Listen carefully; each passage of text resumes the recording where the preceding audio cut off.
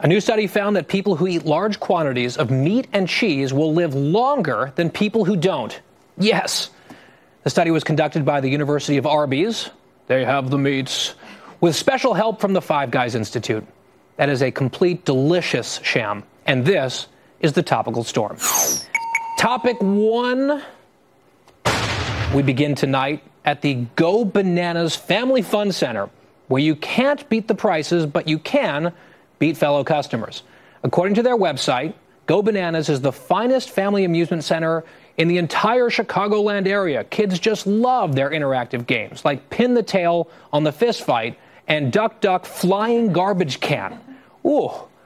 This brawl reportedly breaking out after two parents got into a disagreement, at which point police were called, because you can't just go around hitting people you disagree with, unless you're Antifa, in which case some people at CNN might actually defend you.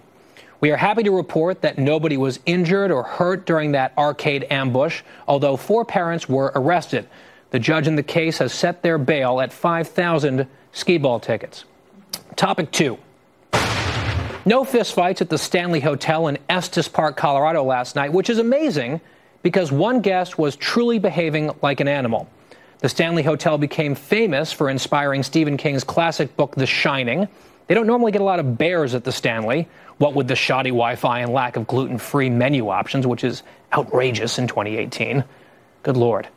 But this fellow decided to stop by for some R&R because all work and no play makes Jack a dull boy. And that's a Shining reference, by the way, for those of you who might be under the age of 40, like me. Although I have seen the film when I was younger, I was absolutely terrified, despite telling my friends that I was definitely not terrified. Speaking of, The Shining was recently voted the greatest horror movie of all time in a recent survey. Coming in second was the Clinton campaign. Got her again. Yes. Topic 3. A Massachusetts golfer has been telling friends for weeks that a fox is stealing his balls off the course. Yeah, right, no one believed him until one day he learned how to record the fox after reading Omarosa's book. This video is so crazy that when they showed it on the Golf Channel, it literally woke up nearly half of their audience. That is not a therapy animal. That is a ball-stealing fox. And the man now feels vindicated because it turns out the only person making up stories this week was Lanny Davis. His video is being called a sign of the times in the golf world because years ago, golfers were worried about a tiger on the course. Nowadays, it's foxes. Tigers are too busy chasing Perkins waitresses around to ruin your golf game. Also, unlike Democrats, that guy actually has a legit point when he blames his problems on Fox. Topic 4.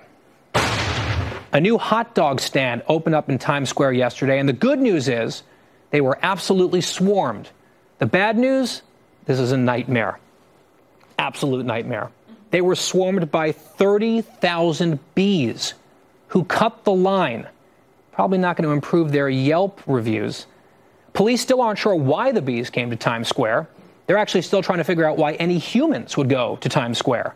I mean, other than to get groped by someone in an Elmo costume. But besides that, I can't think of a good reason to show up to that general locale not too far from right here where I sit. The NYPD was forced to bring in a beekeeper to vacuum up the bees. And despite record-breaking temperatures, he wasn't taking any chances, so he put on a hazmat suit. Yes, because of the bees, but mostly because of the ingredients in a New York City hot dog. The bees reportedly charged tourists $10 a pop for photos and enforced the price aggressively. Topic 5. Finally tonight, a Montana man had his methamphetamine conviction overturned after, get this, the expert witness the state used against him was caught using, drum roll, methamphetamines during his testimony. I think I speak for everyone, by the way, that I'm shocked this story didn't take place in Florida. James Bachel, winner right there, like the rat tail, allegedly caught with a glass pipe and several bags of meth back in June of 2017, convicted 2 days later. But the analyst who handled the evidence recently admitted to taking the leftover meth home from the crime lab and even showing up to court high. In fact, police say he was so high, he claimed Michael Avenatti could actually win the presidency. Although I'm actually not sure that's so crazy anymore. Am I high? Kennedy is screaming at her television right now, yes, because she's totally watching her own show on vacation. The analyst has been fired from his job as expected, and Bachel is going to get his own trial, a redo here, coming up later on this fall, just in time for pumpkin spice meth to come out, which is extra delicious, but a little bit higher in calories. That's the Topical Storm. We'll be right back.